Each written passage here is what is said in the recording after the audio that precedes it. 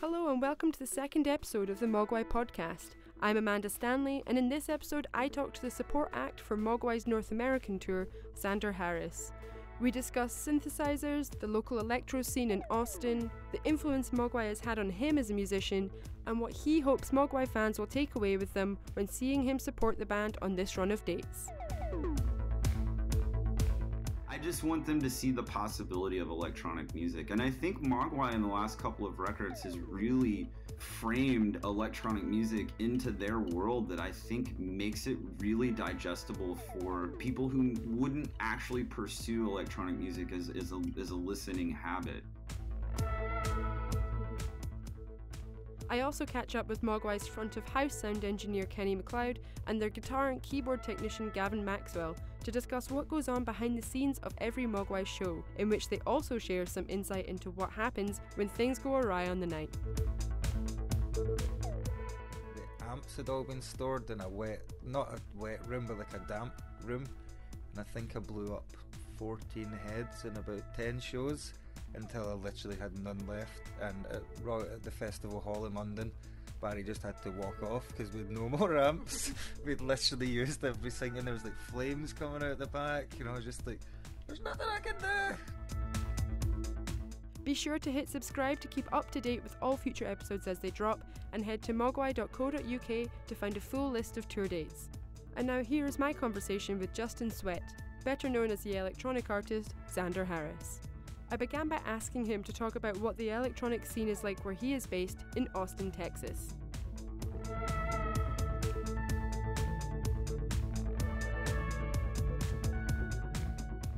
Electronic scene here is huge, but it was not something that was ever talked about until Stranger Things happened with Survive. We had been doing it for years. Like, all the holodeck bands, we all play together. Like, we're all friends. That's what I mean. Like, there's no competitive things or anything like that. Like, it was Xander Harris, Troller, Sleeper Hold, and then it would be like Troller, Sleeper Hold Missions, and then it would be Sleeper Hold Survive, Shane English, or just all these different people. And then like you have people here who have worked with Lies and that record label and like all these different labels, and no one talks about it. No one knows. In Austin, like, there's still like, it's still a guitar town primarily, and that's fine. Like, it's the Psych Fest, Levitation, Black Angels, Reverberation Society, and that stuff's great. It's cool, like totally awesome. But that's also, which I'm sure is like in Glasgow, it's each different genre, country, punk, electronic, what have you. And Austin is so deep with a lot of people that you're just overwhelmed because there's like 30 guys at the show who are legitimately badass. And you're just kind of going, what the hell? Like, all in one place? I got to figure out Saturday. I got to try to see 3 of these people and they're all playing at the same time. Like, it's stuff like that. But I would say electronic music in America right now is going through this really, really huge, I think it's the best it's ever been. Not since Detroit and Chicago do I think that on the underground and beneath like the surface has it ever been this strong. There's so much good stuff out there. And whether it's industrial or techno or, minimal or whatever the term of the week is, it's all the way around. I feel like in America, like, we're finally on equal footing with Europe. Like, we're finally, like, there's all of these people, like, there's a lot of stuff going on in LA too. Like, that was the other thing that was really cool, is there's a lot of really good electronic music in Los Angeles and Chicago again, and like places like Madison, and just, I don't know, it's cool. I think music is the best it's ever been, in my opinion. Like, it feels very Wild West. Like, I kind of like that major labels have died, like a reboot thing has happened. Like, I'm one of those people who's totally embraced streaming, totally embraced digital. I think it's really great because it allows people of low income to hear really cool music. Because when I was a kid, we had radio. Well, now the radio doesn't do anything but play like Pearl Jam songs from 20 years ago. So I feel like a kid with a cheap laptop can go and listen to Bandcamp and find the greatest thing he's ever heard. And I think that's really cool. Did you grow up in Texas? I did. I grew up in West Texas, so I grew up in the middle of nowhere. I was born in Big Spring, and then my parents, when I was 1, moved to Midland, the land of Friday Night Lights. The other famous band from that place is Explosions in the Sky. We all went to like high school together and everything. I like those guys a lot. They're really cool, and I think it forced us to be the strong individuals that we are. There's no one weird like you in that town. And now that I'm back there and I've been working in like this like organic food cafe and everything, like it's pretty funny how I do have this like Gareth moment from Little Britain where I do feel like the only goth in the village. Yeah. It's pretty weird because it's, oil and it's a little rednecky at times, but it's cool. I mean, at the same time, there's a lot of space and there's a lot of options to explore. And as kids, we would put on shows and we would go to Lubbock and, we did this whole DIY thing back before Facebook, and it was fun. It was cool. There was a lot of just driving around, and it was a good place to grow up because it just gave you the space to think. Culturally, it has its quibbles, but so does, I don't know. No place is perfect. Do you feel like perhaps having nothing around you kind of pushed all the individuals to kind of form something of themselves? Just from sheer boredom, Yeah, as an individual, I think it was really good because it forced you went and you grabbed a magazine and you said, those dudes look weird. I want to know what that is. Like, I remember specifically I bought Propaganda magazine, which was this goth magazine. These dudes had like the giant Nick Cave hair and black lipstick and all this stuff. And I was like, outwardly, these dudes look exactly how I feel on the inside. I have to know what this is. It's just... There was a lot of visualization. It was interesting. You would buy stuff just on record covers alone, or it was labels. I remember when I was a kid, like it was like Sub Pop and Discord and K Records and Up Records and like all the Northwest stuff, which was like really big influence on us out there because it was in between. Like Lubbock was in between Albuquerque and Austin and Dallas, so like we were fortunate, and a lot of these bands would come and stop in Lubbock and play to like 25 of us 14, 15-year-old snot-nosed kids who are like, carp is in our living room. This is cool, or light bulbs or like all this stuff. And it was just like so cool. And it inspired us, a lot of us, like to just like, we always say like, be a lifer. Like we're lifers. Like we're going to be those guys until we're 70 on a couch playing music in some dude's living room, like it's fine, So growing up as well, like what was your first instrument that you learned to play, and does it remain your primary instrument today? Yeah, drums. I started when I started when I was really young, and I was marching band and did school and performance and composition and all that kind of stuff. Synth music and everything. It's interesting because I got really into it, and my best friend, she had a synthesizer. She had this Oberheim, and I remember just this kid from Texas, and she had this Oberheim synthesizer, and I was just like, oh my God, what is that? That is the coolest. And it made weird sounds. And they always needed a drummer, so I would play drums in like 8 bands when I was growing up, like all these different bands. And so I could borrow gear. I'd be like, cool, I'll play in your band, but can I borrow your 4-track and your synth? Because I want to learn how to play. And I just started to slowly teach myself guitar and drums and bass and all that other stuff, because again, I spent long periods of time where your friends can't come over because it's midnight and you can't be loud and all this other stuff. So I started teaching myself how to play a bunch of different instruments so that I could, boredom, write music. I just started like writing music by myself. But drums and I still play drums. Like I still consider myself a drummer. I laugh. I kind of tongue-in-cheek tell people like, yeah, when I say synthesis, because I play piano, I know notes, I can read music, but I'm not Rachmaninoff. Like I'm an okay saloon player, and that's about it. Yeah, it's okay. I imagine discovering synthesizers, and that's just like a whole other world, and that even now is obviously still progressing as technology develops. In terms of gear, what's your go-to, like when you sit down to make a new song and make some demos? Like, is there like a piece of equipment that you always kind of find yourself going to in the room to start that? Yeah, 2 pieces of gear that I always use is It's the Blue Electribe. It's a Korg. Korg makes both things. I'm a big Korg enthusiast because I just like the way they sound.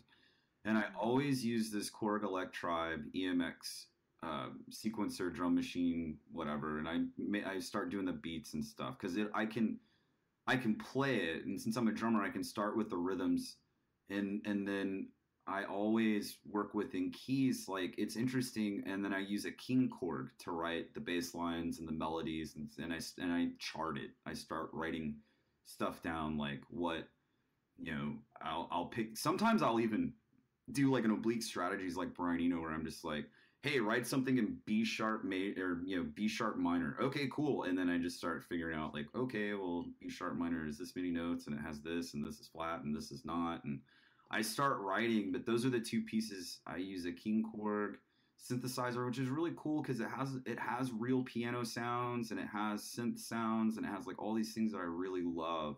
And then I like the Electribe because it has all the rhythms and everything, and I can save it. I have a little media card, and I just save everything, and then I'll start dumping stuff into Ableton or Logic or Pro Tools depending on my mood that day. I used to be in IT like before Xander Harris started doing better. I did tech support. I worked at Apple. I worked at AMD. I've been a Mac guy since I was a kid. And so I couldn't make money working in recording studios because I went to school for sound engineering and had a synthesis class and everything. And that was another way I got into it. And then IT became a way to feed myself by accident. But technology is a part of the writing process too. There are times where I'll take a controller and I know that I can load up a certain piano sound in Logic or whatever, and I can start writing.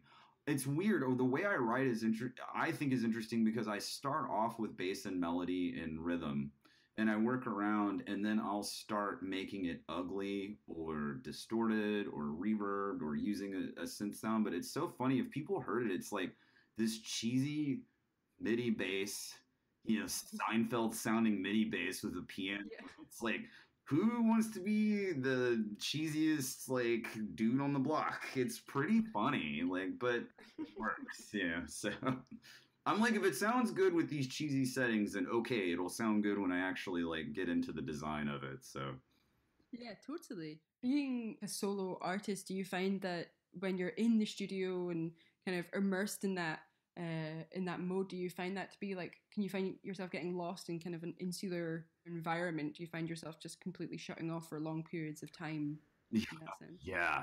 I will go into a hole, but I've had to get a notebook, and what I've started doing is I'm working on another record for Rock Ash. I'm working on the follow-up for the last record. And I've written the whole thing, and I'm halfway through recording it. And I'd say side A, I don't know, I might change the track listing, but side A is done. But I forced myself into, okay, record all the basic tracks and, perform them. Don't just copy and paste. Don't be lazy. Like, I play each part like it's a performer so that I'll remember when I want to play it live. Like, it's a really good way for it to get stuck in my brain. And then I go into mixing mode. Like okay, everything's recorded now. I'm just going to mix. And then once I feel really happy with that, then it's okay, we're going to master it. And then I go into mastering mode. And then I sit and listen for 40,000 hours and pick it apart and hate it and, re-record it or redo it or remix it or take it apart. But yeah, in this conversation, I'm already in my head. It goes into this long tunnel of, and there are times I work a lot because I don't even have a goldfish. Like, it's just me. I'm a solo artist in all aspects of my life. I'm a single guy with a laptop and a keyboard. Like, so I just work. I've always looked at it as work. And I don't know, dignity of labor. Like, it's just like one of those things where I kind of like the process because I think it keeps me from being depressed, and I have a lot of energy, and I'm always on the go, and I don't sleep a lot. I've naturally been that way since I was a child. So yeah. The long story short, it goes into a very long tunnel. Yeah, cyclical tunnel of never of like final. This one's the final one. I think on California Chrome, there's like 44 finals of one like in a folder, and I kept all of them. And I'm like, well, if there's ever a special edition years from now, you can hear how this is remarkably different than what actually came out. So Yeah. Here's my cheesy Seinfeld release. I have those. They are hidden away though in a very, very, very small encrypted folder that no one will ever find because I would be embarrassed, I think. You could like release it under a different moniker, and people would be like, that sounds kind of similar, but surely not. Yeah, I could Twitter beef with myself and sue myself. That'd be kind of funny. Yeah, exactly. Yeah. So in terms of taking instruments on the road, like how does that differ to what you use in the studio? Obviously, you're a bit limited by what you can carry. What do you find when you're taking even just like new music out on the road on this tour with Mogwai? Like, how do you decide what the essential pieces that are definitely going to be with you to make up a live setup? I have two rules, and one is I like to give myself some space to improv. So I learn the songs really, really well. So there's no bum notes or anything like that, so that I can kind of experiment with sounds. But I also have a little notebook that says, these sounds are going to work great. Try it, see what happens. But the live show, I grew up at a time where when you would go and see a band, their performance in their live show was nothing like the album. And I always really liked that. So I try to do the same thing where I'll speed the tempo up a little bit. I'll strip it down and make it a little bit more minimal in some cases, but still huge. But my rule is, can I replace it on the road? No vintage gear. Like, I will not bring anything vintage with me on the road unless I absolutely have to. Like, everything that I have right now, I could get replaced at a Guitar Center. I could pop all my settings and everything and just do it in a half hour, and I would be fine. So I always take my Mini Logue and my King Korg with me because those are the two synths that I use the most. And I can use the Librarian and set my sounds and do my splits and everything before I go. And then all my sequences and everything are on a little sequencer. And I tried it since it's just me. I drive myself. I'm in a little 4-door standard sedan. It's like I'm the Chuck Berry of synth, I just like roll in with my stuff. And I'm like, how's it going, guys? And then I do the show, and then I can load it into my trunk and I take off because I like it to be hidden. So, knock on wood, nothing gets stolen. And I just want it to be able to be replaced and sound good. I mean, I do fret over the live performance aspect. Like, I put a lot of time and thought into it to make it a little bit different, but not too different. And I learn a lot of the catalog. I try not to play the same set every night, but I also try to, like, if somebody really, like, I always get requested tan skin dress. And 3 or 4 years ago, I made this, like, statement to my friends, like, I don't want to ever play that song again. I've been playing this song for 8 years. I hate it. Like, I just am over it. But then you don't really, like, when you put something out, I feel like as an artist, like, once it's in the world, you don't really have any control over how people react to it or what they want. And now I'm like, I'm gonna play the hell out of that song.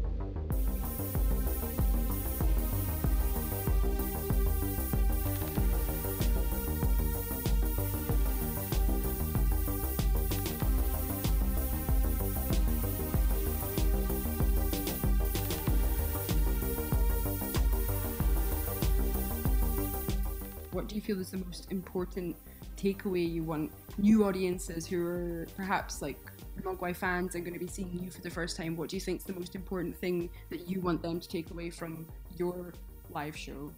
That electronic music isn't just some dude pushing buttons, that it is a musician, and I hope they like it, and I hope that they like it enough to where I can see them again next year, like a couple of months later, and do it again, like, on my own tour or with someone else. Or I just want them to see the possibility of electronic music. And I think Mogwai in the last couple of records has really framed electronic music into their world that I think makes it really digestible for for people who wouldn't actually pursue electronic music as a listening habit. I think the new album, Every Country's Son, is incredible. And there's so much synth on it, but it still sounds like Mogwai, which I think is incredibly difficult, and to their credit. So, and I'm, of course, stoked that I got asked, and I'm, like, totally pinching myself and just, like, don't die before the 20th, you know, like, don't, like, I'm, like, trying to live in it like the boy in the bubble. I'm like, don't get sick, don't do anything stupid, you know, be vegan and, you know, exercise and be nice, you know, like, but yeah, it's, I hope that they come across, I hope that they learn about the scene that I come from, the electronic DIY scene, like, and explore it and see the possibilities of electronic music.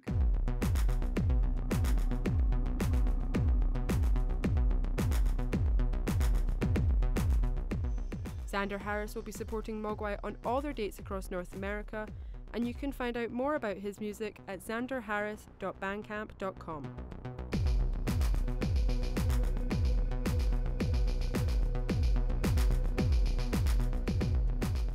In a bid to get behind the scenes of Mogwai's live shows, I headed to their Castle of Doom recording studios in Glasgow to catch up with the front of house engineer Kenny Macleod and guitar and keyboard technician Gavin Maxwell, whilst they were back in town on a week break from the EU tour. Kenny and Gavin are just two members of the small Mogwai touring family who work tirelessly every day on the road to ensure Mogwai's live shows come together and run smoothly every night around the world. How do you explain what you do without it sounding like you just stand there? Hi, my name is Kenny Macleod. I mix front of house sound for the band. That means I mix the sound for the audience that you hear in the room at night. And I'm Gavin Maxwell, and I look after stage right guitars and keyboards, which would be your left if you're watching it. To begin with, I want to first ask both of you, how did you first get into like the jobs that you're doing now? So for you, Gavin, how did you first get into teching for bands? I just kind of did. My friends were in one, and I just hung about with them, and then it's just slowly spiralled into now, like 12 years on. So just non-stop touring, basically. Yeah, you don't really learn apart from doing, I guess. For people who might not know what exactly like your job entails, how would you describe what your day of work looks like? It involves a lot of pointing in the morning of like getting the local crew to put everything on stage and unpack the trucks. We set everything up when we've tried to do it as fast as possible, so then we can all drink coffee and hang out. And a lot of restringing to do, and just a lot of general day-to-day maintenance and upgrades and little bits, and it's a big evolving. It never stops getting better, basically. If you've got lots of restringing to do, is there like a competition of who can restring a guitar the fastest? No, there should be though, because it would get very, very competitive and probably make us do it faster. But yeah, it's quite fast. I've got a drill that does it really, really fast, so yeah, I'll get kind of good at it. How did you get into engineering for front of house? Did you study it, or? Well, yeah, I did study it at college when I was 15, but that I don't really think that much of the experience that I had at college at that time was useful and transferable. I predominantly started working when I was 16 in local pubs and clubs doing sound, and moved from there to touring with bands, studio work, production. In a kind of day in the life for yourself, how does your day unfold?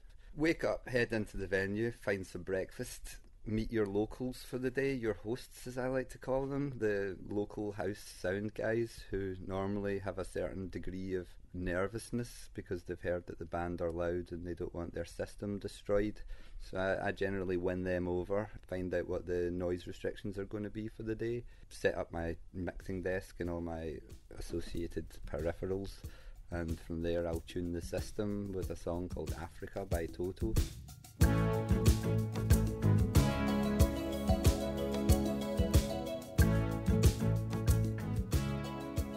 Why Africa by Toto? Well, 80s music is mastered generally at a much lower level than modern music, which you've probably heard of the loudness war, the constant efforts for people to have their music seem louder than others. thankfully that's dying off thanks to Spotify and iTunes and everything having loudness units as the measurement. But Africa by Toto has a lot of dynamic range, and so it's more akin to a live performance than a piece of music which has been recorded, mixed and then mastered, and had several stages after the mixing process, which we can't have in the live environment. I've played it on every sound system that I've used pretty much, so I can tell what I need to do for the room. You've just come back from the first kind of run at the EU touring, and then you're heading off to the States. Going through so many different venues, how do you approach making the same kind of consistency day after day? That's a real challenge for me, I think, more than perhaps some of the other guys, because obviously the backline guys and the monitor guy, although he doesn't have his own wedges, they predominantly travel with all the equipment that they use every night, whereas I have to use whichever PA is being provided for us or is in-house to the venue every day. So it does give a degree of challenge each day to try and make it sound like our show. The Gav will probably talk about various power issues and things that are thrown up to them from, where was that we were recently, which was next to railway line. Yeah, where were we? Milan? Yeah. No, Munich. We were next to a railway line and we're in a metal box. So you turn all the amps on and there's no way of, you press, we've got special boxes that normally make everything go silent, and then you press that and it just made it even worse. So like all our get out of jail free boxes were doing absolutely nothing, so you just need to tell everybody, you're like, well, that's just what it is today, and there's no getting around it. Yeah. Other days though, there are solutions to those problems whenever it's just a mechanical problem or an earthing issue or whatever. Yeah. But consistency is the key. We with the show, although we didn't have any pre-production time on it, we, within a week of it, myself and the lighting guy Phil definitely had a presentation out front that we were aiming to duplicate every night, and part of the challenge of moving around venues is making that happen with the different restrictions on space, the speakers you're using. Local noise regulations in different countries are very different, which is a problem for Mogwai sometimes. There's a lot of noise restrictions coming in certain countries, like Switzerland for instance, that can be quite low compared to what the public expect even. So how do you get round a problem like that, like you said, for a band like Mogwai, who, when you go to a Mogwai show, you very much so expect to kind of... Yeah. In Switzerland and anywhere else, the first step is to communicate with the people that are going to be measuring it, find out what the potential fines and issues are going to be if and when you do go over it. You sweet talk them a bit, yep. Try and get them on side, let them know that you're really excited to be doing this here, and that obviously they are integral to the show. They can make and break the show, so you make sure they're part of the team. And then the next step's to make sure that they're measuring it in a responsible way, using an average over time, an LEQ, and making sure it's measured A-weighted rather than C-weighted. This is why I'm saying you won't be able to use any of this. Well, you can explain that. Explain that now to us. What's the difference between the two? Well, A-weighting and C-weighting measure the audio spectrum differently, and as a result show different levels. It's the easiest way to describe it. Then within that time period, we have to manage how much we're allowed to do with peaks and average. Generally speaking, as long as it's measured as an average, then, and it's a responsible level, then we'll be fine, because I can drive the set around the crescendos to make sure that we have enough headroom to reach those. The downside is when people give you non-professional measurement equipment and expect you to adhere to it, and at those points I just have to put my foot down and refuse. And so for you, Gavin, being on the tech side, on the side of stage, yep. What are the challenges that you've seen kind of consistently come up again and again? Definitely the noise level, the thing that's affecting you massively. Yeah, because we try and make the stage as quiet as possible, so then Kenny's get as much headroom out front to actually mix it. Because if the stage volume's like relative, if it's 3 dB out for Kenny, he's only got a 3 dB window to actually make it louder. So there's been shows that he'll shout me over and I'll go down, he'll mute the guitars and he'll be like, there's no difference. He's like, go turn them down. You're like, okay, cool. And then your amps don't work as hot, and so we're currently trying to make it even quieter with new boxes, and we're currently it's a work in progress, show by show. But it's a fine line, isn't it, Gav? Because the tone comes from the amps driving, and when you turn down the amplifiers, they don't just get quiet, they get weedy, and we are working to make sure that we're always on the side of them being powerful at the same time as being loud enough that the band can get feedback and feel the impression of the sound, but at the same time that we have control out front and make sure that we can deliver a quality mix every night. Yeah, just the consistency is key for. Yeah, it's all about just making it the exact same every day, or at least as close to the same every day. And if it doesn't, then it's more apparent if it's not to everybody on the stage than it is to anybody else. But it's still, if it's there, then it's still annoyed us, and then it'll be worked on as soon as you wake up the next morning. We'll have a discussion over dinner or whatever, or over a beer at night, and then go to bed early and then get up and start work again, make sure it's back to exactly where we were, or if not better. And so that's something that I find quite interesting when I was talking to Stuart and Barry, and they were saying when they take the record out on the roads, they're obviously in the studio when they're rehearsing, then they have full control. For them, they were like, God, we don't really know what it'll be like front of house, or like on the night if something breaks or something's not coming through, there must be like a real kind of trust bond that's built over time. So I guess my question is like, how has that dynamic formed over the years for you guys? Well, with me it's more, we build fail-safes in, so if anything does ever break, then it's easily troubleshooted first, because you don't want to be running about like a headless chicken on stage trying to work out what's went wrong. So for instance, for my in-ear monitors to hear the band, I pan it, so I've got, the way I stand is like side on, so I only listen to 8 channels and I've got them panned, so I know exactly, like in a spatial sense, what's went wrong, so it's really easy to troubleshoot that way. I think it's just absolute trust in a way. I phoned Barry yesterday and I was like, do you want to use these amps for this show coming up in Iceland? And he's like, yep, don't care. He's like, I thought that might have been the answer. And he's like, so it just evolves. Like, you know that if something can't be fixed, you know that they'll know that everything that's possibly been done has been done to make it, and if it can't, it just can't. And that's I think where the trust comes from in there as well partially comes from the fact that Mogwai don't generally, or have never in the time I've worked with them, had a production manager.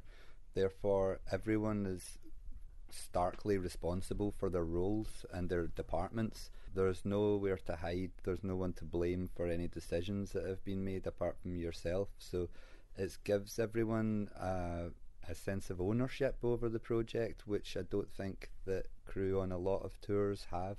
A lot of other tours, the production manager will make all the decisions as to what's happening, what equipment's being used, how it's travelling, but on this it's far more of each department is responsible for their own outcomes. And for you guys, how does the setup differ? Gavin, you're saying it's always evolving in terms of the tech side of things.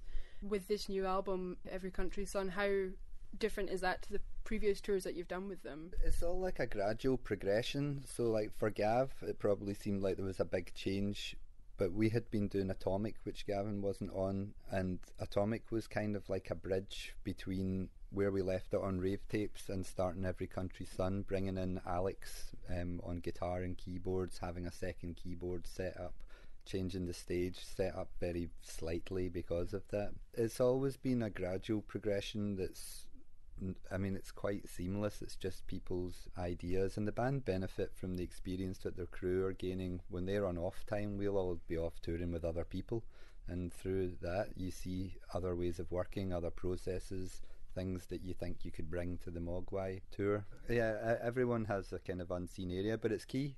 It's like the old adage, fail to prepare, prepare to fail. Yeah, I think that's it, yeah. And again, like, changing countries and stuff like that, there must just be so much preparation that you guys have to do, because you're quite a small unit when you think about it in terms of how big Mogwai are as a band, but also, like you said, that they don't even have a production manager on tour with you, so it's all house. It's just all of us together, and what is there, 11 of us or 12 of us, including the band?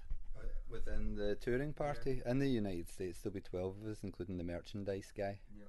But he's our T-shirt seller guy that we pick up in the USA.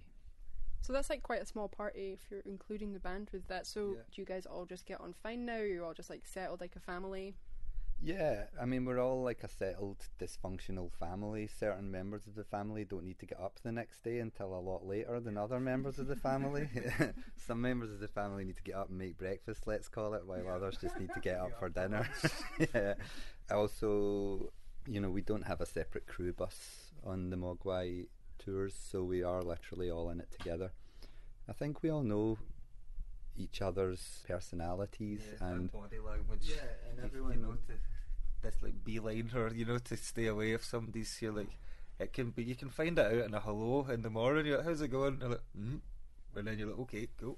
yeah, Give him a bit of space. you can quickly learn when to respect other people's personal space. There's no literal personal space on the road, so everyone takes it where they can get it, and you can always tell when someone's just having some time to themselves. Is there anything about each of your jobs individually that people might not realise is something that you're responsible for, and also something that you personally take great pride in? I think for like non-roadies, the whole concept of what we do is not really known in people's minds. I think people think there's a lot more glory in it and a lot less grafting, but there's a definite balance between glory and grafting. Yeah, I don't really know. There isn't much really. But there is if you speak to a normal non-touring professional, because they literally will think that you walk on stage with a couple of guitars at the point that the show's starting and hand them to a guy. There's not been a 12-hour day before. Exactly. Yeah, I guess that there's just it's very hard to. Well, like you wake up and sometimes you can't move your hands because you've lifted like 3 tons worth of stuff twice a day. And because we've got no singer as well, we do 6 in a row, so there's a lot of times that we physically can't. We're all complaining about quite a lot, and just to actually keep saying is kind of being proud of that, to just keep going and not complaining. And yeah, keeping morale up's an important part of the tour, especially within all jobs, especially I think within the technical performing arts. Moaning's a big part of it, and moaning's quite contagious, and you always have to make sure that you've not caught a bit of that. And when you get them out in the morning, which you can pass off as just being tired, or in the pub at night. But that's I mean, you obviously confide in your colleagues, but at the same time you have to try and make sure that you're keeping the tour on. We all have a responsibility for keeping the tour going in the right direction. If anyone's really, really pulling against the tour, then it becomes that everyone's dragging them along. Is there anything specifically that you can think of that is kind of like a nightmare situation when you go to work? I actually have nightmares about the show sometimes. I had one the other week that I dropped all the show laptops down a lift shaft, and I don't know why. I was on a bit of wood on the top of a lift shaft, but yeah, I dropped them all. But yeah, I guess if all the on my first shows on Rave Tapes, the amps had all been stored in not a wet room, but like a damp room, and I think I blew up 14 heads in about 10 shows until I literally had none left. And at the Festival Hall in London, Barry just had to walk off because we had no more amps. We'd literally used everything, and there was like flames coming out the back, you know, just like, there's nothing I can do. So yeah, that's pretty nightmarish. But yeah, there's so many different things that if audio stops for me or Kenny, it's something's went terribly, terribly wrong. Yeah, the worst thing that can happen to me is losing power to or communication between my front of house sound system, and obviously there's a cable or series of cables that run from that right round the venue to the stage to then come through the speakers, and if the sound stops, then seconds feel like minutes. And when there's an audience there and the band are still playing, perhaps I've never had it happen. Happened once in Chile, but that it's not happened since then. Yeah. And so what does the rest of your week look like before you head out? I'm going to rebuild Alex's pedal board today, actually, because I don't like it at the moment, and which I'm saying it's always evolving and getting better. So what does that involve doing? Cutting off all the connectors and resoldering a different type of connector on, and then what else? We need to prep the gear, get it all ready in a different pile than it is at the moment. Yeah, I've got to prep my equipment as well, pull apart the bits from my setup that are going to the States versus the stuff that we'll be hiring locally. I've been working this week with the audio company in the United States to finalise exactly what equipment we're getting and trying to work out how we can downsize it to fit within the trailer that we're going to be touring with. Last time the trailer kind of snapped off the back of the bus because it was too heavy, and we had to get a NASCAR welder to come down and weld it back together, basically. So it was a bit sketchy every night going to bed, like, oh no, will it drag the bus off the motorway, or like. But yeah, so we're trying to cut down on, because there's a lot of equipment, there's a lot of weight in the equipment, which if it was in the UK it would be illegal, but in America they don't care.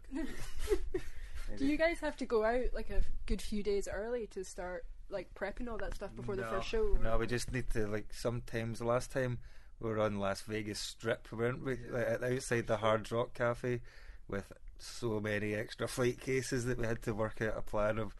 We're like, nope, it's basically lights. You're like, nope, you're not taking that.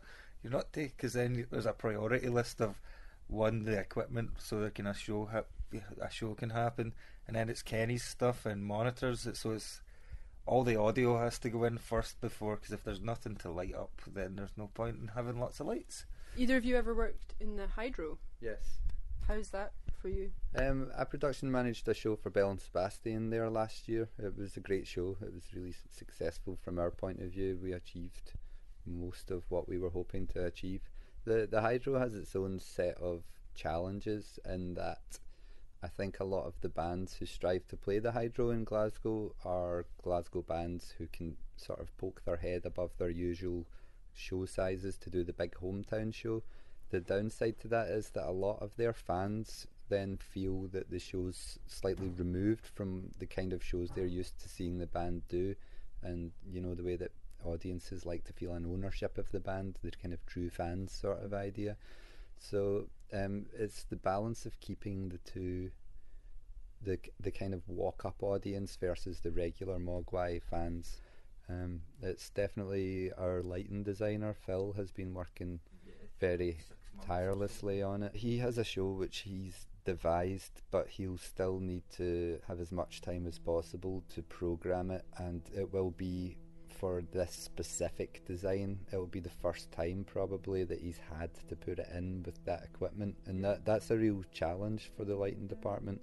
When we did Festival number 6, it was the first proper show of this campaign. We did a warm-up the night before, but we had our usual lighting guy and 2 techs or 3 techs, and they'd been working overnight getting everything in. Literally we hadn't seen it until the show started, but everyone's got faith that Phil will deliver a really high quality show within the budget that he has available, although I'm sure he always pushes the budget as far as he can. Absolutely.